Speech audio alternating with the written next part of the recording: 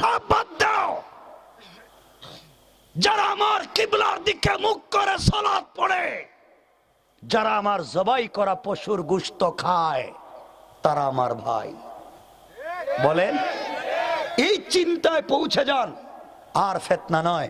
মনে রাখবেন, আপনি আর আমি ঠেলাঠেলি করি, কিন্তু ইহুদি খ্রিস্টানদের কাছে কে দাঁড়াইলো আর কে বসলো, কে জোরে বললো কে আস্তে বললো, ওইটা নাই। তারা জানতে চায় ও রবে বিশ্বাস করে কিনা, ও রাসূলে বিশ্বাস করে কিনা। করে যদি ওদেরই পিটাও। কথা বলেন না কেন? কেন আপনি ডিভাইড করবেন, আলাদা করবেন? আজকাল কি কিছু জওয়ানেরা মসজিদে নামাজ পড়তে যায়, দাড়ি নাই, প্যান্ট ঠিক মতো পড়তে পারে না, হয়তো নামাজ পড়া শুরু করছে, এখন একটু লম্বা লম্বা সেজদা দেয়। কিছু মুরব্বীকে দেখছো নি, আগে নামাজে আইতো না, এখন কি ভাব ধরছে, কি ভাব লইয়া মসজিদে বসে থাকে। এই তো হে আর আসতেই চাইতেছে না, কি রে শুরু করলাম, আমার বাইর করে দিতেছে। কথা বলেন না কেন? কিছু ছোট ছোট বাচ্চারা মসজিদে নামাজ শুরু করছে, কিছু মুসল্লিকে দেখছো নি, হের বাপ জিন্দিগিতে মসজিদে আসে নাই, হের দাদারে জিন্দিগিতে মসজিদে দেখলাম না, হে আবার কোন দিনের নামাজি। কথা বলেন না কেন?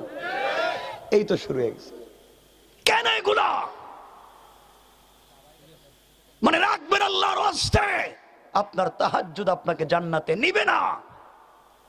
রাগ কইরেন না আমার কথায়। এমন আল্লাহর ওলি এখানে আছেন, বলদি এলাকায় এই বৃহত্তর দক্ষিণেশ্বর মসজিদের অভাব নাই। আপনারা বলেন তো, কোনদিন কোন মসজিদের ইমাম সাহেব জুমার সালাম ফিরাইয়া মুসল্লিদেরকে নিয়ে দোয়া করছে, আল্লাহ তুমি আমার মুসল্লির কপালে ঠাডা ফালাও? ঠাডা ঠাডা দোয়া করছে নিকন? কথা বলছে না কেন এরা? সবাই বলেন, কোনদিন কেউ দোয়া করছে না। দোয়া করছে, আল্লাহ মুসল্লির হায়াত বাড়াও, রিজেকে বরকত দেও, এদের ব্যবসা বাণিজ্য হইলে আমারও দিব, আমারও খাওয়াইবো, এদেরকে লন্ডন আমেরিকা বেশি বেশি পাঠাও। এখন কারো মেয়েরে বিয়া কইরা হোক, নাইলে বিয়া ছাড়াই হোক, জাগা।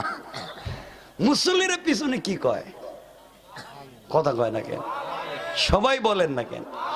মুসল্লিরা পিছনে কয় আমিন আমিন আমিন, মানে ইমাম সাহেব যা বলতেছে সব ঠিক আছে, ঠিক আছে, আমরা সমর্থন দিলাম। সব কইয়া সেইরা মসজিদ থেকে বাইরিয়া সার দোকানে গিয়া কয় ইমাম সাহেব বালা না।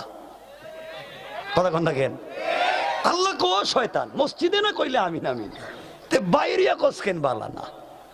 কথা বলেন না কেন? এগুলা করা যাবে না। মানে রাখবেন, দিনকে চর্চা করেন, দিনের মতো করে চর্চা করেন, তাওহীদকে বুঝেন, রিসালাতকে বুঝেন, আল্লাহকে চিনেন। ঠিক কিনা বলেন? আপনারা বানাইছেন এই পীরের মুরিদ কয়জন, এই পীর সাহেবের মুরিদ কয়জন, এই পীরের মুরিদ কয়জন, পীরে পীরে মাইল লাগায় দেখা। আমি বলতে চাচ্ছি, ফিতনা মুক্ত একটা সমাজ চাই। রাসূল পাক ফিতনা মুক্ত একটা সমাজ গড়েছেন। আপনারা শুনবেন, আমাদেরকে এসে বলবে আজকে আমরা মুসলিম, এই যে ওয়াজ, আমি তাদেরকে, আমার এই যে ভাইগুলা যারা ওয়াজ করাইতেছে, তাফসীর করাইতেছে, তাদেরকে আমি কিছু বলতেছি না। আমাদের একটা ট্র্যাডিশন হয়ে গিয়েছে, ওয়াজে নিচে লেখা দেয় দলে দলে যোগদান করবেন, দুনু জাহানের সওয়াব কামিয়াবি হাসিল করবেন, মুসলিম ভাই বোন আসেন, এগুলা লিখে দেয়। আমি এটার বিপক্ষে। আমি আপনাদেরকে কি বলতে চাই, কোরআনের প্রোগ্রাম, তাফসীরের প্রোগ্রাম, এটা কোনো ব্যক্তি এবং ধর্মীয় প্রোগ্রাম নয়। কোরআন এটা কোনো জাতি গোষ্ঠীর প্রোগ্রাম নয়। কোরআনের প্রোগ্রাম সকল জাতি গোষ্ঠী নির্বিশেষে সকল সম্প্রদায়ের লোককে একীভূত করবার একটা কনফারেন্স। কথা বলেন কেন? কোরআন বলেছে আল্লাহ হলেন রব্বুল আলামিন, আল্লাহ আসমানের রব, জমিনের রব, আরশ, কুরসি, লৌহ কলম, জিন্নাত, ইনসান, ফেরেশতা, সকলের রব কে? সকলে বললেন না? ভাই জোয়ান যারা আছো, বেশি কথা বলবো না, তোমরা একটু কথা কও। আমি অনেকের চিনি, পরে কিন্তু খাড়া করাই দিব। কথা বলবা তো ইনশাল্লাহ? জোয়ান যারা আছো কও ইনশাল্লাহ। এখন তো মুখ দিয়ে আওয়াজ বাইর হইতেছে না। আর মোটর সাইকেল যে সময় রাস্তায় চালাও, এই ভূত ভূত ডাকে কেটায়। হ্যাঁ, মোটর সাইকেল যে সময় রাস্তায় চালা, আরে আল্লাহ মনে হইতেছে হেলিকপ্টার চালাইতেছে, এত স্পিড দেয়। আর পিছনে যদি কোনোভাবে তার গার্লফ্রেন্ডে বসাইতে পারে, তার প্রেমিকারে, তাহলে তো খাইছে। কি যে চালাইব রাস্তায়, চালাইতে চালাইতে কিছু দূর যাওয়ার পরে দেখা যায় তার মাথা এক জায়গায়, পা এক জায়গায়, মোটর সাইকেল আর এক জায়গায়, আর তার গার্লফ্রেন্ডে কুত্তা কামড়াইতেছে। কেন এগুলা করতেছ? সব বাদ দেও। আমি বহুত টাকাওয়ালার ছেলেকে চিনি, বাপের হাজার হাজার শত কোটি টাকা আছে, কিন্তু ছেলে মোটর সাইকেল ওভার স্পিডে চালাবার অপরাধে হাত পা ভেঙ্গে বাসায় পড়ে রয়েছে। নাই কেন? তোমার লাইফকে তুমি বুঝো না কেন? তুমি চিনো না? আমি যুবকদেরকে বলছি, যারা চাকরির জন্য দৌড়াও, সারাদিন ইন্টারনেটে তোমরা তোমাদের পছন্দের সেলিব্রিটিদেরকে সার্চ করে খুঁজো, যে যাকে পছন্দ করো শুধু ইন্টারনেটে খুঁজো। আমি বলছি ভাই, তোমরা তোমাদের পছন্দের সেলিব্রিটিদেরকে খুঁজা বাদ দিয়া নিজেকে সেলিব্রিটি বানাও, নিজেকে তৈরি করো, নিজেকে খুঁজো, নিজেকে জানো, নিজেকে বুঝো, নিজেকে তৈরি করো, নিজেকে প্রতিষ্ঠিত করো। তুমি খোঁজা লাগবে না, গোটা দুনিয়ার মানুষ ইন্টারনেটে সার্চ করে তোমাকে খুঁজে বেড়াবে। তোমাকে তৈরি করো, তোমাকে সময় দাও, তোমাকে বুঝো। কথাগুলো কি বুঝতেছেন আমার আপনারা? এই জন্য মনে রাখবেন, যা বলতে চাই, আজকে সমাজ দ্বিধা বিভক্ত। যে কথাগুলো বলতে চাইবো 2 মিনিটে শোনেন তো বিষয়টা বুঝবেন। আজকে আল্লাহ হচ্ছেন সকলের যদি রব হয়, তাহলে মুসলমানদের রব কে? সবাই বলেন। হিন্দুদের, খ্রিস্টানদের, ইহুদি বৌদ্ধদের। আল্লাহ যদি সকলের রব হয়, আল্লাহ আমারও, আল্লাহ হিন্দুরও, আল্লাহ সকলেরও। সুতরাং আল্লাহ যদি সকলের হয়, তাহলে আল্লাহকে নিয়ে আর সাম্প্রদায়িক দাঙ্গা করা যাবে না। বলেন, যিনি ওম তিনি একক, তারা যারে ওম কয় আমরা তাকে একক আল্লাহ বলি। সুতরাং সোজা কথা, যিনি সব বানাইছেন তিনি আল্লাহ। যে আল্লাহ আমাকে যে পুকুরের মাছ খাওয়ায়, হিন্দুদেরকে কি পুকুরের মাছ খাওয়ায়, আমাকে যে সূর্যের আলো দেয়, ভিন্ন ধর্মের মানুষকে কি সূর্যের আলো দেয়, আমাকে যে অক্সিজেন দেয়, ভিন্ন ধর্মের মানুষকে একই অক্সিজেন দেয়। রব দেওয়ার বেলায় কে কোন ধর্মের, কে কোন গোত্রের, কে কোন জাতির জানতে চায় না। রব জানতে চায় সে আমার সৃষ্টি মানুষ কিনা, আমার সৃষ্টি মখলুক কিনা। সবাইকে দেওয়ার বেলায় সমান করে দে, আমরাও দেখবার বেলায় সবাইকে মানুষ হিসাবে দেখব। বলেন, ধর্মের ভিত্তিতে এখানে আলাদা করবেন না। আল্লাহ সকলের। তাহলে এখানে কার কথা বলবো আমরা? আল্লাহর। কোরআনকে আল্লাহ বানিয়েছেন হুদাল্লিল আলামিন, হুদাল্লিন নাস। কোরআন হচ্ছে সকলের জন্য হিদায়াত। কোরআন থেকে যেমন মাদ্রাসার টিচার হিদায়াত পাবেন, স্কুলের টিচারও হিদায়াত পাবেন। কোরআন থেকে মসজিদের ইমাম যেমন হিদায়াত পাওয়ার সম্ভাবনা আছে, হিন্দুদের একজন পুরোহিত হিদায়াত পাওয়ার সম্ভাবনা আছে। সুতরাং কোরআন কোন ব্যক্তিকে হিদায়াত দিচ্ছে না, কোরআন হিদায়াত দিচ্ছে সমগ্র জাতিকে। সুতরাং কোরআন শুধু আমার না সকলের? কথা বলেন। আল্লাহ কার? আল্লাহ কার? কোরআন কার? সবার। দেখেন তো, আল্লাহ কোন সাম্প্রদায়িক রাখে নাই। রাসূল পাক সাল্লাল্লাহু আলাইহি ওয়াসাল্লামকে আল্লাহ কোন ব্যক্তির নবী বানান নাই। রাসূল পাককে বানিয়েছেন রাহমাতাল লিল আলামিন, গোটা আলমের জন্য রহমত, গোটা সৃষ্টির জন্য রহমত। পড়েন সুবহানাল্লাহ। আল্লাহ সকলের, রাসূল সকলের, কোরআন সকলের। আমরা এখানে কথা বলবো আল্লাহ, রাসূল এবং কোরআনের। সুতরাং এখানে শুধু মুসলিম থাকবে না সকলে? বলা লাগবে সকলে। রাসূলের কোন কোরআনের প্রোগ্রামে শুধু মুসলমান ছিল না, সবাই ছিল। এজন্য শুনেছেন রাসূল মাঝে মাঝে আবু লাহাব, আবু জাহালদের সামনে ওয়াজ করেছেন। তাহলে কেন আমাদের প্রোগ্রামগুলো সাম্প্রদায়িক হবে? এখানে হিন্দুরা হিন্দু হয়ে আসবে, বৌদ্ধ বৌদ্ধ হয়ে আসবে, খ্রিস্টান তার খ্রিস্টান বিশ্বাস নিয়ে আসবে, আর যাওয়ার সময় তাওহীদ ওয়ালা রিসালাত ওয়ালা হয়ে চলে যাবে। এটাই হচ্ছে কোরআনের মৌলিক মুজিজা।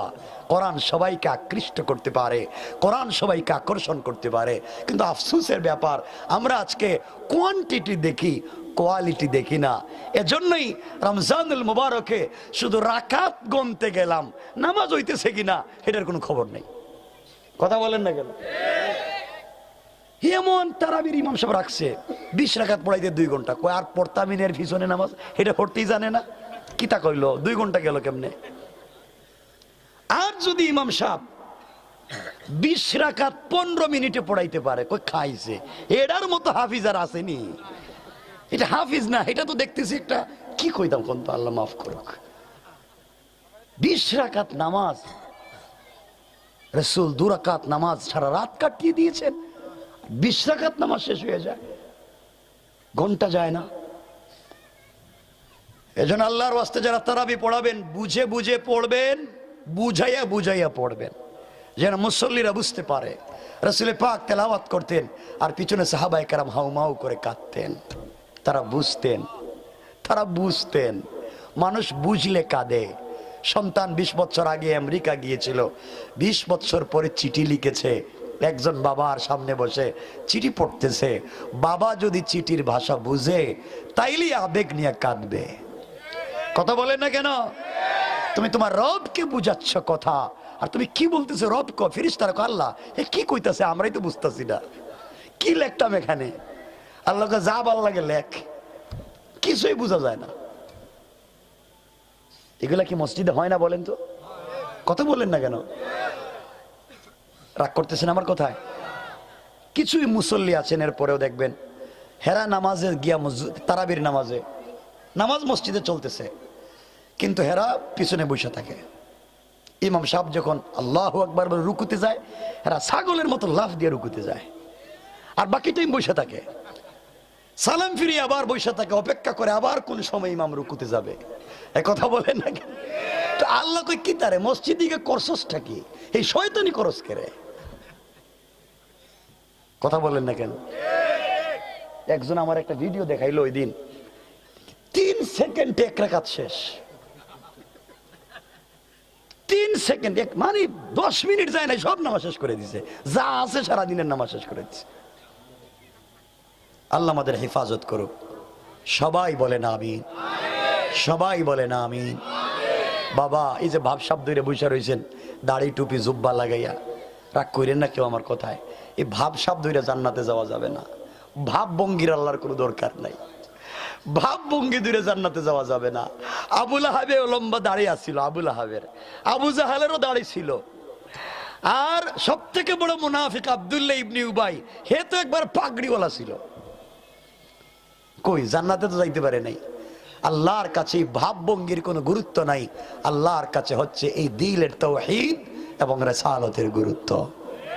ঠিক কিনা বলেন?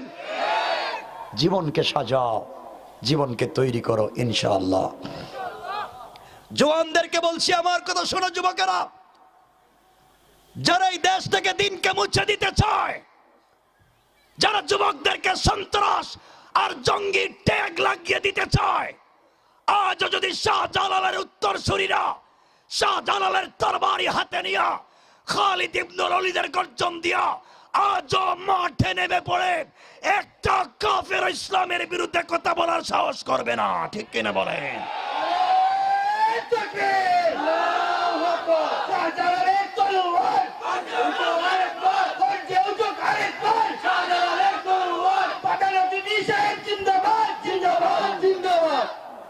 ঠিক আছে, বহুত বুঝছি, দরকার নাই শাহজালালের তলোয়ারের। আপনারা উঠতে যান গা, আপনারা জাগলেই তরবারি লাগবে না। ঠিক আছে না ইনশাআল্লাহ?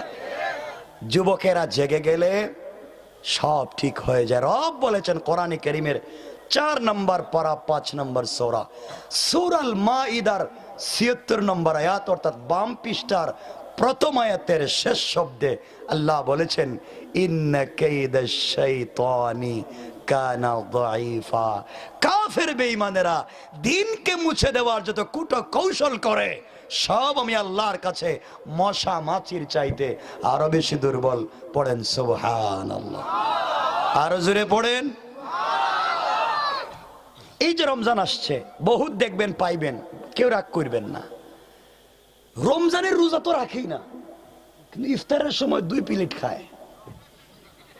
রোজা না রাখা করছি ভুল, ইফতার কি কম কইরা ডাবল ভুল করুন, জনমের মতো খায়। আছে না এগুলা? 30টা রোজা রাখে নাই। দেখবেন ঈদের দিন সবার আগে গিয়ে হুজুরের সাথে কুলাকুলি, মনে হইতেছে হজ থেকে বাইরে হয়েছে। কি শুরু হইল সমাজটায়। আজকে আপনারা আমরা যে দিন চর্চা করছি, দিন কোথায়? আজ শ্বশুর আর জামাইয়ের যে সম্পর্ক বাংলাদেশে দেখতেছি, অথচ রাসূল পাকের চরিত্র আদর্শ কেমন ছিল। একজন আমার যদি আজ জিন্দা থাকতো, তাহলে এই সমাজে কেউ নষ্টামি করতে পারতো না। আমার কে যে আমার আল্লাহ, তুমি মনে শুনতে পারো নাই, আমার রাস্তা দিয়ে হাঁটলে যাকে শয়তানও ভয় পায়। আল্লাহু আকবার বললেন না? ওমর এমন কি ছিলেন যে শয়তান তাকে ভয় পাইতো? এমন কি ছিল তার মধ্যে? কোরআন মানুষকে কেমনে পরিবর্তন করতে পারে, আর এই কোরআন আমাদেরকে পরিবর্তন করতে পারলো না। যে ওমর উটের রাখাল ছিলেন, উট তার মাথায় প্রস্রাব করত, ওমর সেই উটকে সরাইয়া দিবে এই বুদ্ধি তার মাথায় নাই। উট মাথায় প্রস্রাব করে, ওমর বসে রয়েছে উটের পিছনে, বুদ্ধি নাই। আমার তো ওই ব্যক্তির নাম যার কাছে মানুষের মাথা কাটা ছিল ডাল ভাত, টাকা হাতে ধরাইয়া দিলে মাথা সকালে লাগবে না রাত্রে লাগবে বলে দিলেই চলতো। সেই ওমরকে আবু জাহাল ঠিক করেছিল 100 উটের বিনিময়ে আমার রাসূলের মাথা কাটবার জন্যে। কেমন ছিলেন তিনি! কিন্তু কোরআন যখন শুনলেন, কোরআনের সংস্পর্শে আসলেন, কোরআনকে খুললেন, কোরআনের সাথে বন্ধুত্ব করলেন, কোরআন তা কেমন পরিবর্তন করলো, করতে করতে বানিয়ে দিল এই পৃথিবীর অর্ধ জাহানের রাষ্ট্রপতি। আল্লাহু আকবার! কোরআন তাকে কোথা থেকে কোথায় উঠে নিয়ে আসলো। খালিদ ইবনুল ওয়ালিদ, যিনি উহুদের যুদ্ধে মুসলমানদেরকে কচুর মতো কাটছে, খালিদ ইবনুল ওয়ালিদ, আল্লাহ তাকে বানিয়ে দিলেন সাইফুল্লাহ। কালিমা পড়লেন, কোরআন বুঝলেন, হয়ে গেলেন আল্লাহর তরবারি। আল্লাহু আকবার! কোরআন কেমনে মানুষকে পরিবর্তন করে ফেললো। আর আজকে আমাদের চরিত্র কোথায় চলে গেল? আমরের মতো হওয়া দরকার। হযরত আমর, এই হস্তির নাম। রাসূল জোহরের নামাজ পড়ে মসজিদে বাইরে হইছেন, এদিকে হাঁটতেছেন, কিছুদূর গিয়ে দেখেন শয়তান আসতেছে। শয়তান, নবীজি বললেন, যা, বহুত দিন পরে শয়তানের সাথে সরাসরি দেখা, জিজ্ঞাসা করি কারে আজকে উল্টাপাল্টা বুদ্ধি দিতে যাইতেছে। নবীজি যাচ্ছেন, শয়তান আসতেছে। কিছু দূর যাওয়ার পর রাসূল দেখেন শয়তান রাস্তা বাদ দিয়া জমিনে দিয়ে পইড়া উল্টা পথে দৌড়াইতেছে। নবীজি বলেন, শয়তান তুই দৌড়াস কে রে? কয়, বুঝবেন না আপনি, আপনি এটা বুঝবেন না আমি কেমনে দৌড়াই, আমার কলজে শুকাই যাইতেছে। নবীজি চিন্তা করেন দৌড়ায় কে রে? ডাইনে বামে তাকায় দেখলেন কিচ্ছু নাই। হঠাৎ রাসূল পিছন দিকে তাকাইছে, তাকায় দেখে হযরত ওমর আসতেছেন। হযরত ওমর, সুবহানাল্লাহ বললেন না? নবীজি বললেন, শয়তান এবার বুঝছি, শয়তানকে আমি আজরাইল দিয়ে তো ভয় পাই না, এই লোকটারে দেখলে যত ভয় পাই। হে কিছুই বুঝতে চায় না। আমারের মতো মানুষের দরকার। মদিনায় ভূমিকম্প হচ্ছে, মদিনায় ভূমিকম্প হয়। আমার নিজের তরবারি খুলে মদিনার মাটিতে ঢুকাই দিলেন, আর বললেন, মদিনার মাটি, তোমার লজ্জা হওয়া দরকার। এই মাটির নিচে শুয়ে আছেন সরকারে কায়নাত, আর আমি আমার তার হাতে গড়া এখনো জিন্দা, আর তুমি কাঁপাকাঁপি করো। কসম রব্বে পাকের জাতের, কিয়ামত হবে, মদিনায় ভূমিকম্প হবে না। সুবহানাল্লাহ বলেন। কেমন ছিলেন তারা? আমার তো এই ব্যক্তির নাম। রাত্রে কে কি স্বপ্নে দেখে আমার সকালবেলা জানে। এগুলা বললে তো আপনারা বহুত লম্বা হয়ে যাইব। হাদিসের কথা, রাত্রে কে কি স্বপ্নে দেখে অমর এটা জানে। সুবহানাল্লাহ নাই? আর একটু জোরে বলবেন না?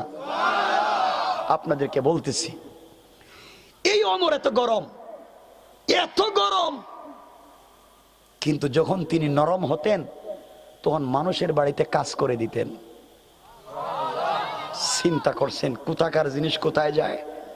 আর আমরা যদি ওমর রাষ্ট্রপতি হওয়ার পরেও গরিব মহিলার বাড়িতে নিজের হাতে রান্না করে খাওয়াইছেন, আর আমাদের এলাকায় যদি গ্রামের পাতি নেতা হইতে পারে, তাহলে হে লঙ্গির বাড়িতে এলাকার থাকাই যায় না। কথা কন না কেন? আমারে সিনেন নি, আমি হইলাম এই এলাকার বল্টু মিয়া। বিশাল কিছু হয়ে গেছে। আমার কার নাম শোনো, কষ্ট হচ্ছে না তো আপনাদের? আমি কয়েক মিনিট বলতে পারবো তো ইনশাআল্লাহ? একটু হাত উঠে দেখান কার কার কষ্ট হইতাছে। এটা কোনো কাজ করলেন আপনারা? আমি তো হাত উড়াইলাম না, আপনারা তো শুনবেন আমি কি কইতেছি। আপনাদের জুস দেখলাম, মাশাআল্লাহ, কইটা জায়গা হাত। এটা আমার বন্ধুগান, হযরত ওমর কেমন ছিলেন খুব সংক্ষেপ করে করে বলতেছি। হযরত আলী, হযরত ওমর, আবু বকর, নবীজির দুইজন শ্বশুর আর একজন মেয়ের জামাই। সুবহানাল্লাহ বললেন না? তো দেখেন তাদের মধ্যে বিনোদন কেমন ছিল আর আমাদের বিনোদন কেমন। আমাদের বিনোদন হলো ফেন্সি ডিল আর ইয়াবা খাইয়া। তাদের বিনোদন কেমন ছিল? হযরত ওমর এবং আবু বকর ছিলেন লম্বা, এই যে লম্বা, আর আলী ছিলেন বাইটিয়া, মানে বেটে, খাটো। বুঝছেন আমার কথা? আপনারা কি কন? বাট্টি, এটাই তো কইবেন। মানে হযরত আলী ছিলেন বেটে, খাটো, আর ওমর আবু বকর ছিলেন লম্বা। বিনোদন দেখেন। ওমর বলতেন লাম নুন আলিফ লিখতে হয় লানা, লাম নুন আলিফ লানা। লামও লম্বা, আলিফও লম্বা, আর নুন এটা মধ্যখানে পড়ে থাকে, ঠিক না? যারা আরবি বুঝেন বুঝতেছেন তো? তো ওমর বলতেন ভাই তোরে নিয়ে যে কি বিপদে আছি, আমরা কত লম্বা লম্বা দুইজন দুই সাইডে যদি না থাকতাম, তো তুমি নুনের মতো, তোমারে দেখাই যেত না, তোমার কোনো অস্তিত্বই থাকতো না, আমাদের কারণে তুমি বেঁচে আছো। আলী কি ছাইড়া দেওয়ার লোক? নবীজি বলছেন আনা মাদিনাতুল ইলমে ওয়া আলিয়ুন বাবুহা, আমি হচ্ছে জ্ঞানের রাজ্য, আর এই রাজ্যে প্রবেশের দরওয়াজা হযরতে আলী। কেমন জ্ঞানী ছিলেন হযরতে আলী। আলী বলতেছেন রে ওমর শোনো, নবীজির শ্বশুর তো ভাব ধরছ, লম্বা মানুষ, আমি খাটো, এই জন্য আমারে দেখতে পারো না। লাউ কানা, যদি আমি বাইনাল আলিফে ওয়াল লাম, আলিফ লামের মাঝখানে যদি আমি নুন না থাকতাম, লাকানা লা, তাইলে নুন বাদ দিয়ে দিলে হয়ে যাইতো না, মানে কিছু নাই, মানে মধ্যখান থেকে নুন বাদ দিলে লাম আলিফ জবর লা, মানে নাই। আলী বলতেন আমি যদি মাঝখানে না থাকি তে তোদের কোনো অস্তিত্ব নাই। সুবহানাল্লাহ, ঠিক না? সুবহানাল্লাহ। কেমন ভালোবাসা ছিল এই আলী, ওমর, ওসমান, রাসূল পাক সাল্লাল্লাহু আলাইহি ওয়াসাল্লাম সবাই বসছেন। দেখেন তাদের বিনোদন, সবাই বসেছেন। নবীজি বললেন দেখেন না, বন্ধু বান্ধব কয়েকদিন পরে দেখা হইলে বলে বহুত দিন পরে দেখা হয়েছে, একটু মুড়ি ভর্তা করতো, দেখি ভাল লাগেনি। সবাই মিলেমিশে আড্ডা মাড্ডা মারলেন, মুড়ি ভর্তা খাইলেন। খায় না? ঢাকায় কো বম্বে মরিচ, আমরা কই নাগা মরিচ, কিটা কয়, খুব ভালো করে ঝাল টুল দিয়ে খাইলেন মুড়ি ভর্তাতে। রসুল মাঝে মাঝে বলতেন এই ভাল লাগে না, আমরা কিছু করি না, বিনোদন করে খাই।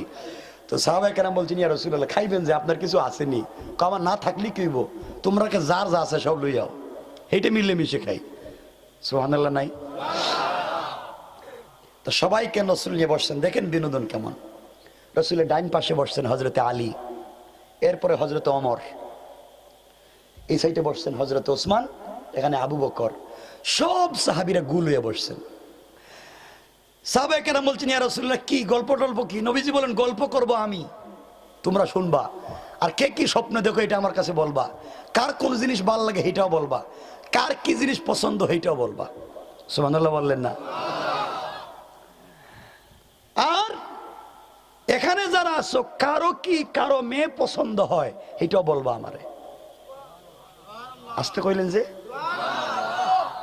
একজন সাহাবী গরিব ছিলেন, হিনি কয় সুযোগ যখন পাইলাম কার মেয়ে পছন্দ এটা বলল। ইয়া রাসূলুল্লাহ, বললে লাভ কি? কয় আমি নিজে বিয়ে পড়াইয়া দিমু। হে বেচারা পাইছে সুযোগ, গরিব মানুষ, গুলাম ছিল, তাইলে জাগা মতো কইয়া দেই। একবারে মদিনার সব থেকে বড় শিল্পপতি যে, হের মেয়ের নাম কইয়া বসছে। নাকের সেন্টার ঠিক নাই, ঠুট মুটা, পাও রেল লাইনের মতো ফাড়া ফাড়া, দেখতে ইথিওপিয়ার মানুষের সাইতে আরো ডাই ছাড়া। হে কইতেছে এই দেশের সব থেকে বড় শিল্পপতির মেয়েরে বিয়ে করব। নবীজি বলেন তোমার চৌকি কি আর কোনো মেয়ে দেখলা না?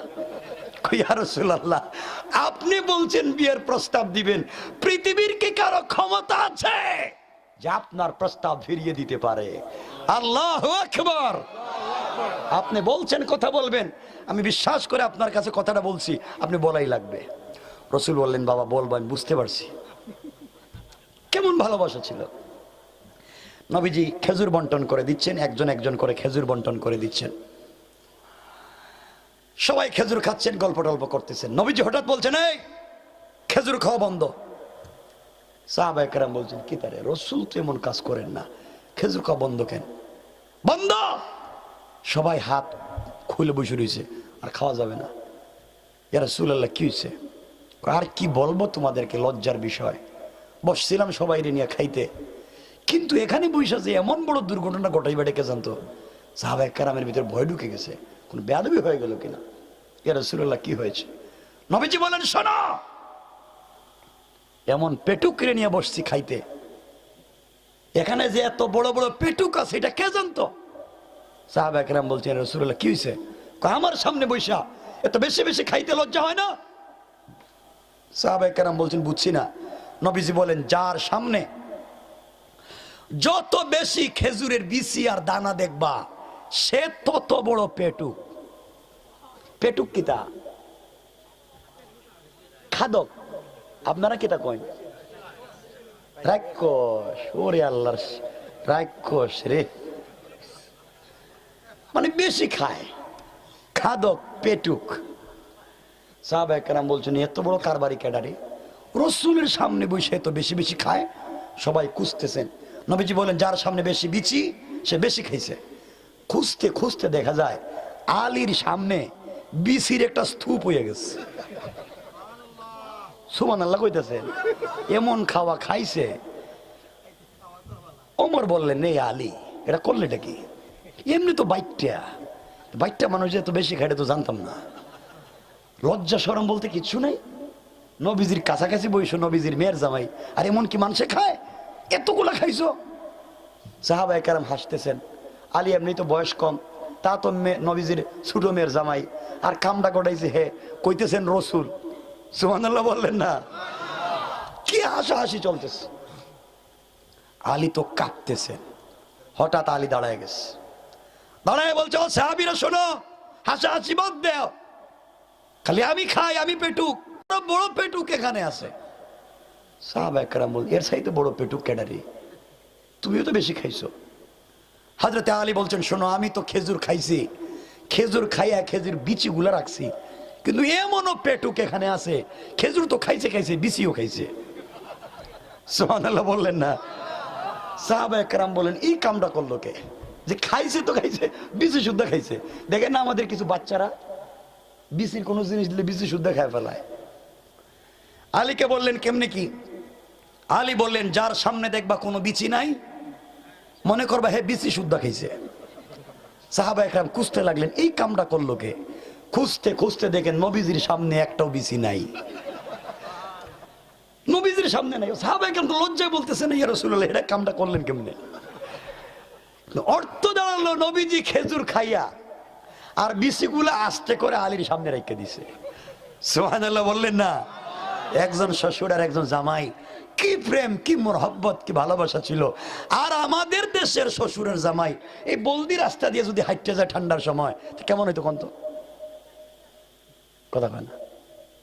শ্বশুরের জামাই যদি রাস্তা দিয়ে হাঁটে, কিছু দূর যাওয়ার পরে জামাই কয় আব্বা ঠান্ডা লাগতেছে, আপনার কাছে সিগারেট আছে নি? থাকলে একটু দেন, আমি খাই আপনারা দিতেছি। কেমন হয়ে গেছি আমরা! কোন জায়গায় পৌঁছে গেলাম আমরা? আল্লাহ আমাদেরকে হেফাজত করো, আমিন।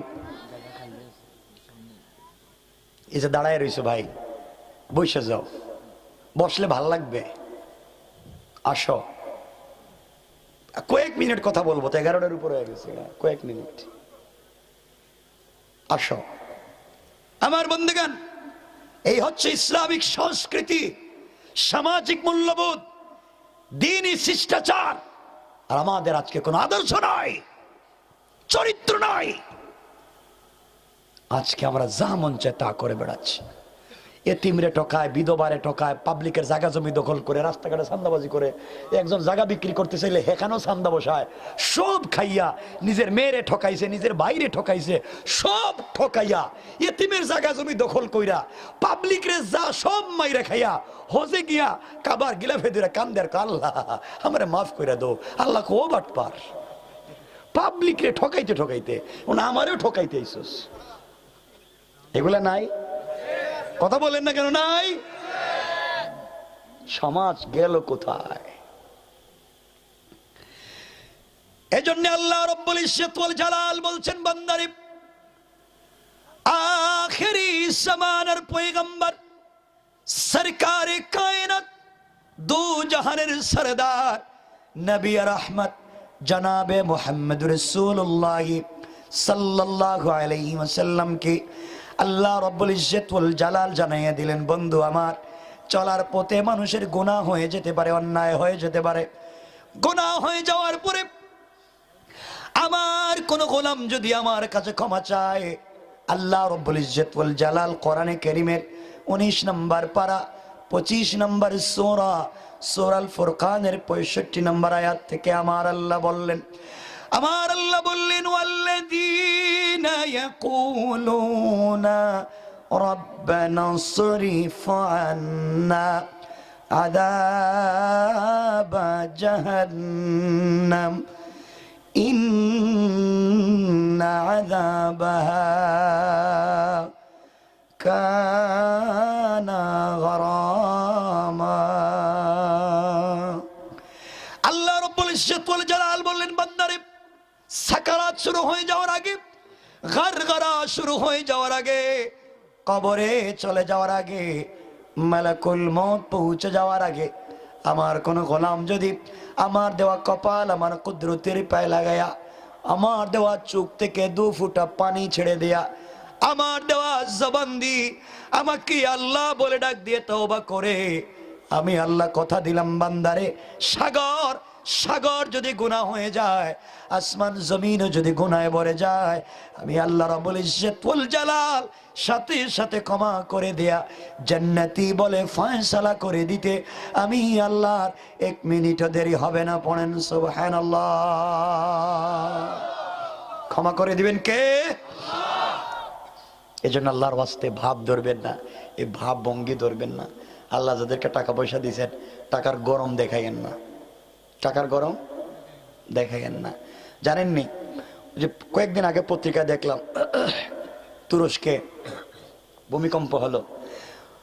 করোনার সময় এক বেচারা এক মালিকের 8 তলা বিল্ডিং এর 8 তলায় থাকতো, কয়েক মাস ভাড়া দিতে পারে নাই। মালিক তার আসবাবপত্র রেখে দিয়া ঘর থেকে বাইর করে দিয়েছে ভাড়া না দেওয়ার অপরাধে। বেচারা বউ বাচ্চা নিয়ে সরকারি তাঁবুতে আশ্রয় নিয়েছে। কয়েকদিন আগে ভূমিকম্প হলো, ওই ভাড়াটিয়া দেখে তার পাশের তাঁবুতে তার 8 তলা মালিক, 8 তলার মালিক তার পাশের তাঁবুতে। জিজ্ঞাসা করে, মালিক আপনি 8 তলার মালিক, আপনি তাঁবুতে কেন? আমি তোমাকে ঘর থেকে বের করেছিলাম, আর আল্লাহ কয়েক সেকেন্ডের ভূমিকম্প দিয়া আমারও তাঁবুতে এনে হাজির করছে। সব শেষ। এই জন্য মনে রাখবেন, আজকে আপনি যাকে ছোট মনে করেন, কাল সে বড় হয়ে যেতে পারে। ঠিক কিনা বলেন? আজকে যাকে সম্পদশালী দেখেছ, কাল সে রাস্তায় নেমে যেতে পারে। এই জন্য মনে রাখবেন, আজ আপনার দরজা যে এসেছিল তাকে আপনি তাড়িয়ে দিয়েছেন, কাল হয়তো আপনাকে তার দরজায় যেতে হতে পারে। এজন্য আল্লাহর ওয়াস্তে, আল্লাহ যাদেরকে টাকা পয়সা দিয়েছেন, ক্ষমতা দিয়েছেন, অহংকার করবেন না। আল্লাহ চাইলে 10 তলার থেকে থাপড়াইয়া গাছতলায় নামাইয়া দিতে পারে। ঠিক কিনা বলেন? আল্লাহ পারে কি পারে না? বৃহত্তর বলদি এলাকায় খবর নেন, আজ থেকে 50 বছর আগে এই বলদিতে অনেকের ঘরে লাখ লাখ টাকা ছিল, মানে লাখপতি। আজ তার ছেলে মেয়েরা মানুষের বাড়িতে কাজ কাম করে খায় নাই। আর অনেক লোক ছিল 50 বছর আগে যার ঘর ছিল ঝুপড়ি ঘর, বৃষ্টি দিলে টিন লাগাবার পয়সা ছিল না। আল্লাহ আজকে তার ঘরে লাখ টাকা, কোটি কোটি টাকার মালিক বানাইয়া দিয়েছে। কে করতে পারে? সবাই বলেন আত্মহমিকায় ভুগবেন না।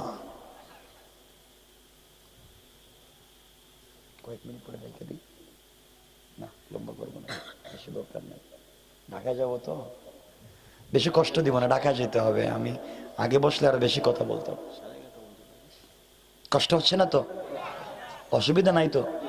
ডায়াবেটিস জি না কয় এমন এলাকায় এত ডায়াবেটিস শূন্য লিখে দিতে হইব। আমার বন্ধুগণ, আপনাদেরকে শুধু বুঝাবো, দিন যদি থাকে, দিন যদি থাকে, কোরআন মানুষকে কেমনে পরিবর্তন করতে পারে। ও জওয়ানেরা, তোমরা কত নোবেল পড়ো, উপন্যাস পড়ো, কত সেলিব্রিটির জিন্দগি পড়ো, তোমরা কেন তোমাদের রাসূলের জিন্দগি পড়ো না? তোমরা জানো না তিনি ছিলেন আদর্শ সন্তান, আদর্শ পিতা, আদর্শ রাষ্ট্রপ্রধান, আদর্শ সেনা নায়ক, আদর্শ নবী, গোটা দুনিয়ার সরকারে কায়নাত, আল্লাহর পরে যার স্থান। তোমরা দেখো তার চরিত্র।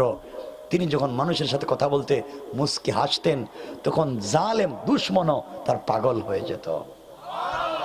সুবহানাল্লাহ বললেন না? কেমন ছিল তার আদর্শ। আজকাল যেন যারা রাগ করবেন না, যারা উলামায়ে কেরাম, ইমাম সাহেব যারা আছেন, অনেকে এখানে আসছেন, ইমাম সাহেব, খতিব সাহেব, আপনারা রাগ করেন না আমার কথায়। আমি আপনাদের মতো এক ভাই। আজকালকের উলামায়ে কেরাম মসজিদের মিম্বরে জুমাবারে সত্য কথা ওয়াজ করেন না, কারণ হুজুর করে না। হুজুর করলে হুজুরের চাকরি থাকতো না। কথা কন না কেন? চাকরির দরকার নাই। সারা মাস 24টা ঘন্টা ঘূর্ণিঝড় হয়, ভূমিকম্প হয়, বন্যা হয়, সব অফিস আদালত বন্ধ, কিন্তু মসজিদের আজান বন্ধ হয় না, নামাজ বন্ধ হয় না। এমন চাকরি নিছেন, ঈদের দিনে নামাজ পড়াইতে হয়। এরপরে আপনার বেতন নাই। পুরা গ্রাম মিলে প্রাইভেট টিচারের পিছনে 5-7 লাখ টাকা খরচ হয়। পুরা গ্রাম থেকে, বলদি থেকে হিসাব করে দেখেন, প্রত্যেকটা মাসে প্রাইভেট টিচারের পিছনে 8-10 লাখ টাকা যায় না? যায় না? এই গ্রাম থেকে কমপক্ষে 8-10 লাখ টাকা বের হয়ে যায় প্রাইভেট টিচারের পিছনে। আর পুরো গ্রাম মিলে ইমাম সাহেবের বেতন 12,000 টাকা দেয় না। কথা কন না কেন? হুজুরের দিয়ে লাভ কিতা? হুজুরের তো আছে, আছে কিতা, মানে বেতন ছাড়া এটা কিতা? হুজুরের তো আছে, মানে আছেটা কি? কথা কয় না? মানে ওই যে এক্সট্রা, এটা জিন্নাত, জিন্নাত, জিন্নাতে দেহে এক্সট্রা হয়ে আছে। এটা কেন? কিছু মুসল্লি আছে বলবে, হুজুরের বেতনে বহুত বরকত, কম টাকায় ঘর চলে। তাহলে এত বরকত যদি হুজুরের বেতনে, তো তোমার চাকরি বাদ দিয়া তুমি ইমামতি লেগে যাও। কথা বলেন না কেন? এত বরকত যখন এই জায়গায়, তাহলে এই চাকরিতে লেগে যাও। মানে হুজুরে ঠকাইবার যত পদ্ধতি আছে সব ব্যবহার করা হয়। কথা বলেন না কেন? এজন্য হুজুররাও চালাক, হেরা ওয়াজ বাদ দিয়ে দিচ্ছে। এরা জুমাবারে সবকিছু কয় না, শুধুমাত্র যা মন চায় তাই কয়া ফেলায়। জুম্মা টাইমটা তো কাটলো। ইমাম সাহেব চিন্তা করছে, আজকে আল্লাহ যা করে মসজিদের মিম্বরে সুদের বিরুদ্ধে ওয়াজ করুন। সুদের বিরুদ্ধে ওয়াজ শুরু করছে। ডাইন দিকে তাকায় দেখে সভাপতি, এই সভাপতি না, আপনারা মনে করেন না, আবার মানে মসজিদের সভাপতি। ইমাম সাহেব ডাইন দিকে তাকে ওয়াজ করতেছে, তাকায় দিয়ে সভাপতি। এলাকার সব থেকে বড় সুদের কারবারি। খাইতে খাইতে পেট বম্বাস্টিক মার্কা করছে। ইমাম সাহেব কই, খাইছে রে, এই ওয়াজ করলে তো চাকরি থাকতোই না। দেখতেছি সভাপতি যে হারে আমার দিকে তাকাইতেছে। ওয়াজ এটা বাতিল। শুরু করছে ঘুষের ওয়াজ। কতক্ষণ ঘুষের ওয়াজ করে বাম দিকে তাকাইছে, তাকায় দিকে সেক্রেটারি, সাবেক দারোগা। খাইতে খাইতে সিএনজি ড্রাইভারের কাছ থেকে সিগারেটের অর্ধেকও খাইছে। কতক্ষণ না কেন? কই হে ওয়াজ করলে তো আর চাকরি যাইতো গা। ইমাম সাহেব হেডে বাদ দিয়ে দিচ্ছে। কই তাহলে কি করতাম? কই তাহলে জায়গা জমি যারা দখল করে পাবলিক রে মারে, গরিবের উপরে সান্দাবাজি করে, সেই ওয়াজ শুরু করছে। কতক্ষণ পরে দেখে সামনে কেশিয়ার বসে রয়েছে, সাবেক মেম্বার, খাইতে খাইতে মানুষের বাথরুমের টাকাটাও মাইরে খাইয়া ফেলাইছে। ইমাম সাহেব চিন্তা করছে, খাইছে রে, ওয়াজ তো গেছে গা, চাকরি তো দেখতেছি নাই। খুব চালাক ছিল ইমাম সাহেব। হে গেছে গা ডাইরেক্ট এলাকার গুরুস্থানে, সব ওয়াজ বাদ দিয়ে গেছে গা গুরুস্থানে। ওর মরা মানুষের ওয়াজ করে, যারা মরে গেছে গা গুরুস্থানের, সেই ওয়াজ শুরু করে দিছে। মাটির নিচের অবস্থা গীতা, হেরা কেমন আছে? এই ওয়াজ যখন শুরু করছে সভাপতি কয় মাশাআল্লাহ মাশাআল্লাহ, কি খুশি মাশাআল্লাহ। সেক্রেটারি কয় আলহামদুলিল্লাহ, এই ওয়াজ তো জীবনেও শুনি নাই। কেশিয়ার কইতেছে আলহামদুলিল্লাহ বাবা, জাযাকাল্লাহ, আগামী মাসে 500 টাকা বেতন বাড়াইয়া দিলাম। এই ওয়াজ কইরো। এই তো চলতেছে, কারবার চলতেছে, বুঝছি সব চলে, দিন চলে না। আপনাদের জানবার বিষয়, এই দেশে একজন রিক্সাওয়ালা, একজন ভ্যানওয়ালা, সেও কমপক্ষে 500 টাকা ইনকাম করে, ঠিক না? 15,000 টাকা মাসে। আর মসজিদের ইমাম তো সম্মানী লোক, হেরে ঘরে থাকবার জায়গা নাই, মসজিদে থাকবার জায়গা নাই। ইমাম সাহেব যদি একটু তাড়াতাড়ি হাঁটে, রাস্তা দিয়ে হাঁটতেছে, এদিকে কোথাও যাইতেছে, মুসল্লির পিছনে দেখছ কোন জায়গায় মানে দাওয়াত পাইছে, এখন আর পিছনে তাকাইতেছে না, হাঁটতেছেই, পেটে খিদে লাগিয়ে গেছে, যেন দৌড়তেছে বেশ। আর ইমাম সাহেব যদি আস্তে হাঁটে, কইব এমন খাইছে, হাঁটতে পারতেছে না, তো বেটা যাইব কই? হাঁটলেও দোষ, আসতে গেলেও দোষ, তো করবোটা কি? এত দোষ দরাদরি চলবে না। সব বাদ দিয়ে আমাদের সবাইকে দিন চর্চা করতে হবে। এই জন্য যারা আলেম, আমি অপছন্দ করি ব্যক্তিগতভাবে একজন মাস্টার্স করা, কামিল করা, টাইটেল করা আলেম তিনি ইমামতি করবেন কেন? ইমামতি তো করতে পারবে যে 5টা সূরা মুখস্থ জানে, এই তো ইমামতি করতে পারবে না? পারবে না। আপনি আরো কিছু করেন, জাতির জন্য আরো কিছু দেন।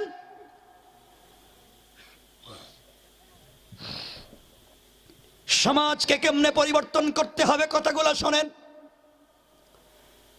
আল্লাহর পয়গম্বরের ইন্তেকালের পরে খলিফাতুল মুসলিমিন আমিরুল মুমিনিন হযরত সিদ্দিক আকবর যখন খলিফা, মদিনার রাষ্ট্রপ্রধান, প্রধান বিচারপতি হযরত ওমর চিফ জাস্টিস, এই রাষ্ট্রের প্রধান সমন্বয়ক, প্রধান পরামর্শদাতা হযরত আলী, হযরত উসমান, এই দেশের প্রধান পরামর্শদাতা। মসজিদে নববী থেকে রাষ্ট্র চলে। একদিন হযরত সিদ্দিক আকবর মসজিদে বসা, প্রধান বিচারপতি হযরত ওমর বসা, সাহাবায়ে কেরাম মসজিদের ভিতরে বসা, পিন পতন নীরবতা চলছে, সংসদ অধিবেশন চলছে, বক্তৃতা শুনছেন। এমন সময় হযরত উসমান ঢুকলেন, ফ্লোর নিলেন কথা বলবার জন্য, বলছেন খলিফাতুল মুসলিমিন, কিছু কি কথা বলতে পারি? তাকে কথা বলার সুযোগ দেওয়া হলো। হযরত উসমান দাঁড়িয়ে গেলেন আর সরাসরি খলিফাতুল মুসলিমিন সিদ্দিক আকবরকে বললেন, সিদ্দিক আকবর, আপনার কাছে আমি জানতে চাই এই রাষ্ট্রের সংবিধান কি? সিদ্দিক আকবর বললেন, এই রাষ্ট্রের সংবিধান হচ্ছে আল কোরআন। তিনি জানতে চাইলেন এই রাষ্ট্রে আপনারা আদর্শ কারে মানেন, কার আদর্শ ফলো করতে চান? সিদ্দিক আকবর বললেন, এখানে একমাত্র কেবলমাত্র শুধুমাত্র মুহাম্মদ রাসূলুল্লাহ সাল্লাল্লাহু আলাইহি ওয়াসাল্লামের আদর্শ ফলো করা হয়। আবার ওসমান ডাক দিয়ে বলছেন, ভাই আবু বকর, আমি জানতে চাই যে রাষ্ট্র কোরআন দিয়া চলে, যেই রাষ্ট্রের সংবিধান আল কোরআন, যেই রাষ্ট্রের পার্লামেন্ট মদিনার মসজিদ, যেই রাষ্ট্রের আদর্শ মুহাম্মদুর রাসূলুল্লাহ, আমি জানতে চাই আপনি বলেন তো, আপনার রাষ্ট্রে একজন নাগরিক না খেয়ে যদি মারা যায় আপনাকে জবাব দেওয়া লাগবে কিনা?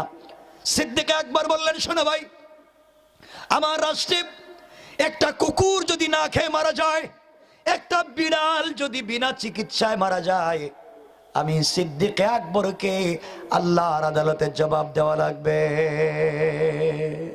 আল্লাহু আকবার। জোরে বলেন না আল্লাহু আকবার। কোরআন থাকলে কি সমাজ সুন্দর হয়ে যায়, সবাই তার অধিকার বুঝে পায়। কোরআন থাকলে রাস্তার এপারে 10 তলা আর এপারে 22 তলা থাকতো না। কোরআন থাকলে যাকাত ভিত্তিক অর্থনৈতিক অবস্থা তৈরি করে এপার আর ওপারকে সমান করে দিত। ঠিক কিনা বলেন? ইসলাম চাইলো যাকাত ভিত্তিক অর্থ ব্যবস্থা, আর সমাজ চাইলো সুদ ভিত্তিক অর্থ ব্যবস্থা। আমার লজ্জা হয়, আমি তো বহুত বলি এবং আমি অনেক জায়গায় তো বিপদগ্রস্ত, আপনারা জানেন কত বিপদে পড়ি। সুদের ওয়াজ করতে হয় তো সুদের বিরুদ্ধে, কিন্তু আমার নিজেরই লজ্জা হয়। অঙ্ক জন্মের পর থেকে যে অঙ্ক গণিত শুরু করছি, এই গণিতটাই তো সূত্রগুলোই তো সুদের। তাহলে আমি এখানে কেউ ইসলামিক অর্থনীতির ওয়াজ করতাম? এজন্য আপনাকে পরিবর্তন করতে হলে পুরা সিস্টেমটাই পরিবর্তন করে দিতে হবে। কথা বলেন না কেন? পুরা সিস্টেমটাই পরিবর্তন করে দিতে হবে। আর সিস্টেম পরিবর্তন করতে চাইলে মারামারি, কাটাকাটি, সন্ত্রাসবাদ, উগ্রবাদ, জঙ্গিবাদ দিয়ে নয়, করতে হবে একটা দেশকে, সমাজকে যদি প্রতিষ্ঠিত করতে হয় অবশ্যই তাদেরকে শিক্ষা, সংস্কৃতি এ দুটার মাধ্যমে প্রভাবিত করতে হবে। ঠিক কিনা বলেন? একটা জাতি ধ্বংস হয় তার শিক্ষা এবং সংস্কৃতি ধ্বংস হয়ে গেলে, একটা শহর ধ্বংস হয় তার অবকাঠামো, অর্থনীতি ধ্বংস হয়ে গেলে। আজ আমরা জাতি হিসাবে ধ্বংস, নাই আমাদের ইসলামিক শিক্ষা, নাই আমাদের ইসলামিক সংস্কৃতি। জুব্বা পইরে বসে রয়েছেন, টুপি পইরে বসে রয়েছেন, হেটারাই ইসলামিক পোশাক বানায় বসে রয়েছেন, অথচ এটা তো আরবদের পোশাক, আরবদের পোশাক। আমরা আরবীয় নয়। আমি আজকে আপনাদের চোখ খুলে দিতে চাই, আরবীয়রা ছিল যাযাবর। তাদের পরিবর্তনের জন্য, তাদের সংশোধনের জন্য একজন ব্যক্তির দরকার পড়েছে। এই জন্য মোহাম্মদকে আল্লাহ আরবে পাঠিয়েছেন। আর আমরা হলাম জন্মসূত্রে বংশওয়ালা, আমরা হলাম জন্মসূত্রে মুসলমান। কারণ এই পৃথিবীতে প্রথম মানুষ যিনি এই পৃথিবীতে এসেছেন, প্রথম মানুষ যিনি আল্লাহর তাওহীদ নিয়ে ডাইরেক্ট জান্নাত থেকে পৃথিবীতে যিনি এসেছেন, আদম, তিনি এসেছেন এই ভারতবর্ষে। কথা বলেন না কেন? পৃথিবীর প্রথম মানুষ কই আইছে? শ্রীলঙ্কায়, ভারতবর্ষে। সুতরাং পৃথিবীর প্রথম মানুষ ওই সময় হরে কৃষ্ণ ছিলেন না, হরে রাম ছিলেন না, ওই সময় বুদ্ধ ছিলেন না, কেউ ছিলেন না। ওই সময় আদম পৃথিবীতে এসে নিশ্চয় কারো না কারো ইবাদত করতেন। তিনি ইবাদত করতেন কার? আদম পৃথিবীর প্রথম মানুষ, তিনি এসেছেন ভারতবর্ষে, তিনি ইবাদত করতেন আল্লাহর। সুতরাং এই ভারতবর্ষের মানুষই প্রথম ইবাদত শুরু করেছে আল্লাহর। ঠিক কিনা বলেন? সুতরাং আমরাই রয়েছি এই পৃথিবীর মূলে। কষ্ট পাচ্ছেন আমার কথায়? আমার মুসলমান বন্ধুগণ, এক পর্যায়ে উসমান বললেন, ভাই আবু বকর রে, আমি দেখে এসেছি আপনার রাষ্ট্রে একজন বিধবা মহিলা, যার স্বামী নাই, বাচ্চা নাই। ওই মহিলা নাকি 3-4 দিন হয়ে গেল তার ঘরে কোনো খাবার নাই। আপনি খলিফা, আপনি কেমনে জবাব দিবেন আমি তো বুঝতে পারলাম না। কি বললেন? সিদ্দিক আকবর চোখের পানি ছেড়ে দিলেন আর ডাক দিয়ে বললেন, ভাই ওসমান রে, আমি সত্যিকার অর্থে জানতে পারি নাই, নতুন খলিফা হয়েছি, খবর নিতে পারি নাই, এই জন্য হয়তো অবস্থা হয়েছে। আমি 3 বেলা রাষ্ট্রীয় কোষাগার থেকে, বাইতুল মাল থেকে ওই মহিলার বাড়িতে খাবার পৌঁছে দেব। ওসমান বলছেন, ভাই আবু বকর, আপনি খাবার পৌঁছে দিবেন সন্দেহ নাই, কিন্তু মহিলা চুকে দেখেন না, বৃদ্ধা মানুষ, তার সন্তান নাই, স্বামী নাই, বাচ্চা নাই, কে তাকে রান্না করে দিবে, কে তাকে খাইয়ে দিবে? আপনি কি একজন কর্মচারী দিতে পারেন না? সিদ্দিক আকবর বলছেন, খাবার দিতে পারবো, কর্মচারী দেওয়ার মতো আমার কাছে কোনো দাস বা দাসী নাই। পরা মসজিদ পিনপতন নীরবতা বিরাজ করছে। এই রাষ্ট্রের প্রধান বিচারপতি, চিফ জাস্টিস হযরত ওমর দাঁড়িয়ে গেলেন আর ডাক দিয়ে বলেন, খলিফাতুল মুসলিমিন সিদ্দিক আকবর, একজন বিধবা মহিলার বাড়িতে আপনি কর্মচারী খুঁজতেছেন, খুঁজে পাচ্ছেন না। এই মুহূর্ত থেকে আমি ওমর এই মহিলার বাড়িতে বিনা পারিশ্রমিকে আমি খাদেম হয়ে গেলাম। আপনি চিন্তা করছেন, একজন প্রধান বিচারপতি একটা রাষ্ট্রের, আর তিনি বলছেন এক মহিলার বাড়িতে বিনা পারিশ্রমিকে খিদমত করবেন। হযরতে আবু বকর বলছেন, ভাই আপনি কি বলছেন, রাষ্ট্রের কাজ করবে কে? আমার বলছেন রাষ্ট্রের কাজ রাষ্ট্রের টাইমে করব, আর ওই মহিলার বাড়িতে সকালবেলা এবং সন্ধ্যাবেলা 2 টাইমে কাজ করে দেব। আবু বকর বললেন, দেখেন যদি আপনি টাইম টু টাইম কাজ করতে না পারেন, আমার আদালতে আপনাকে জবাব দিতে হবে, মরার পরে আল্লাহর আদালতে জবাব দেওয়া লাগবে। আর আমাদের দেশে জবাব নাই। 1 লাখ টাকা আইলে 10,000 টাকার কাজ হইতেছে, 90,000 টাকা আমি খায়া ফেলাইতেছি। কি তা আমি খাইতেছি? ঠিক কইলেন যে আপনারা, মানে সব দোষ আমাদেরই। আমার মুসলমান বন্ধুগণ, সিদ্দিক আকবরের কথায় আমার বললেন, ভাই কোনো কথা শোনা যাবে না, এই মহিলার বাড়িতে আমি কাজ করে দেব। এই কথা বলে তিনি কাজ শুরু করবার জন্য পরের দিন কথাগুলা দিল দিয়ে শুনেন, ফজরের সালাত পড়ে নাস্তা করে চলে গেলেন মহিলার বাড়িতে। মহিলার বাড়ির দরজায় গিয়ে নক করে বললেন, আম্মা জান, আমি আপনার বাড়ির রাষ্ট্রের পক্ষ থেকে নির্ধারিত খাদেম কর্মচারী, আপনি বলেন তো আপনার ঘরে কি করে দেওয়া লাগবে? মহিলা ডাক দিয়া বলছেন, যুবককে তোমাকে চিনলাম না, তুমি আজকে দেরি করে এসেছো, তুমি আসার প্রায় 3 ঘন্টা আগে আর একজন যুবক এসে আমার ঘরের সবগুলা কাজ করে দিয়ে চলে গেছে। আমার আশ্চর্য হয়ে গেলেন, দায়িত্ব আমার, কাজ বন্টন আমার, কে কাজ করে দিয়ে চলে গেল? চিন্তা করলেন আগামীকালকে সকাল আসবো। পরের দিনে ফজরের সালাত পড়েই শুধু সালাম ফিরেই আর দৌড়তে লাগলেন মহিলার বাড়িতে। মহিলার বাড়ির দরজায় এসে বলেন, আম্মা জান, আমি আপনার বাড়ির নির্ধারিত খাদেম, আপনি বলেন তো কি করে দেওয়া লাগবে? মহিলা ডাক দিয়া বলছেন, যুবককে তোমাকে চিনলাম না, তুমি আজকে আসতেও দেরি করে ফেলেছো বাবা, তুমি আসার প্রায় 2 ঘন্টা আগে আর একজন যুবক এসে আমার ঘরের সব কাজ করে দিয়া নিজের হাতে রান্না করে আমার ঘর থেকে চলে গিয়েছে। আমার তুমি জাজ গরম হচ্ছে, করেটাকে আমার কাজ আরেকজন করে আমাকে বিপদগ্রস্ত করলো। 3 নম্বর দিন চিন্তা করলেন, ফজরের নামাজের আগে, জামাত শুরু হওয়ার আগে ওই মহিলার বাড়িতে গিয়ে কাজ করে দেব। চলতে চলতে মহিলার বাড়িতে পৌঁছে গেলেন, দরজায় নক করে বলছেন, আম্মা জান, ফজরের আগে এসেছি, বলেন না কি করে দেওয়া লাগবে? মহিলা ডাক দিয়ে বলছে, বাবা রে, আসতে দেরি করে ফেলেছো বাবা, আজ তুমি আসার প্রায় 3 ঘন্টা আগে, 1 ঘন্টা আগে আর একজন যুবক এসে সবগুলা কাজ করে দিয়ে চলে গেছে। কোন সুবহানাল্লাহ। আমার আর নিজেকে সামলিয়ে রাখতে পারলেন না, সোজা বাড়িতে চলে গেলেন, তরবারি কুশমুক্ত করলেন, তরবারি হাতে নিলেন, আর তরবারি খুলে মাথা গরম হয়ে গিয়েছে। পরের দিন সংক্ষেপ কথা, 4র্থ দিন তাহাজ্জুদের নামাজের আগে, তাহাজ্জুদের ওয়াক্ত এখন পর্যন্ত হয় নাই। গভীর রজনীতে হযরত ওমর নাঙ্গা তরবারি হাতে নিয়ে ছুটতে লাগলেন আর বলতে লাগলেন, যে বেয়াদবি করতেছে তার শরীর থেকে মাথা আলাদা করে দেব, আমাকে বিপদগ্রস্ত করতে চায়, এত বড় স্পর্ধা কার আছে মদিনায়? দরজার কাছে পৌঁছে গেলেন, যাওয়ার পরে শোনেন ঘরের ভিতরে কার যেন আওয়াজ শোনা যায়। বুঝতে পারলেন আজকে তার হাতে জোয়ান ধরা পড়ে গিয়েছে। তিনি দরজার বাহিরে একটু দূরে অন্ধকারে তরবারি হাতে নিয়ে দাঁড়িয়ে পড়লেন। কিছুক্ষণ পরে ঘরের ভিতর থেকে মিটমিট করে পা দিয়া দরজা খুলে একটা যুবক যখন চলে যায়, হযরত ওমর চিৎকার করে বলছেন, যুবক কে দাঁড়িয়ে যাও, যুবক কে তুমি দাঁড়িয়ে যাও, 1 পা নাড়াবা না, আমি আমার বলছি, আমার হাতে নাঙ্গা তরবারি, শরীর থেকে মাথা আলাদা করে দেব, যেখানে আছো, যে অবস্থায় আছো, হাত উঠে সারেন্ডার হয়ে যাও, দাঁড়িয়ে যাও, নচেত আঘাত করব। ওমরের কথা শুনে আগন্তুক দাঁড়িয়ে গিয়েছেন, হাত উঠে সারেন্ডার হয়েছেন। কিছুক্ষণ পরে হযরত ওমর আস্তে আস্তে করে যুবকের সামনে চলে গেলেন। যুবকের সামনে যাওয়ার পরে আর নিজেকে সামলিয়ে রাখতে পারলেন না, হাউমাউ করে কাঁদতে লাগলেন, শরীর তার কাঁপতে লাগলো, হাত থেকে তার তরবারি পড়ে গেল। সামনের দিকে তাকাইয়া দেখতে পাইলেন তিনি আর কেউ না, তিনি হলেন এই রাষ্ট্রের খলিফা হযরতে আবু বকর। কাঁদতে কাঁদতে বললেন, ভাই আবু বকর, আপনি রাষ্ট্রের খলিফা, আপনি কেন এই বাড়ির থেকে বের হলেন? কেনই বা আপনি কাজগুলা করে দিয়ে চলে যান? আপনি আমাকে দায়িত্ব দিয়েছেন।